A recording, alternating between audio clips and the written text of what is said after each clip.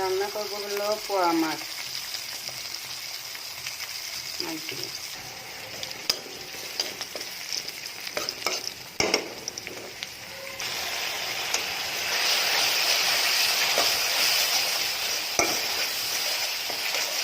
মশলা কষাবো আলু বেগুন দিয়ে, তারপর রান্না করবো মাছ।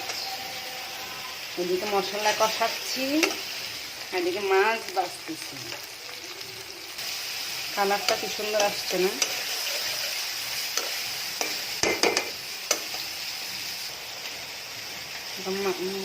তরকারি দিয়ে দিব।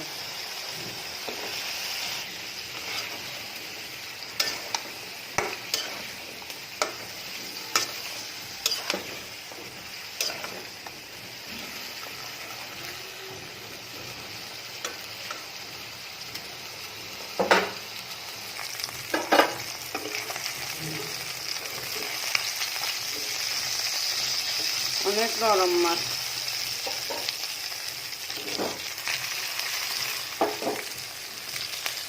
যে চাল আবার দেখছেন, এক পাশে রান্না করে আর এক পাশে চা খাবো। চা বসাইছি, এক পাশে এই চুলে চা বসাইছি, এই চুলে রান্না বসাইছি।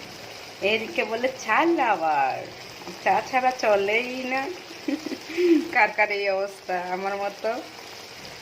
ভাই আমি রং চা খেতে পারি না। হ্যাঁ, রং চা খাই না তা না, খাই মশলাটা দিয়ে মধু দিয়ে খাই যখন প্রচুর ঠান্ডা লাগে।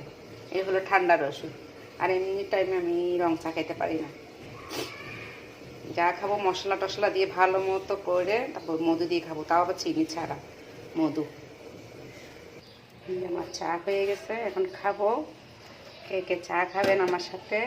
রান্নার ফাঁকে ফাঁকে চলে আসেন। মাছ দিয়ে দিচ্ছি, এখন ঝোল দিয়ে দিব। আমার মতো কে কে এভাবে রান্না করেন?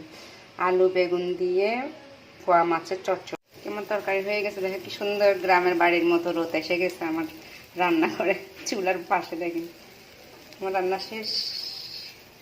পোয়া মাছ দিয়ে আলু বেগুন দিয়ে চচ্চড়ি কমপ্লিট।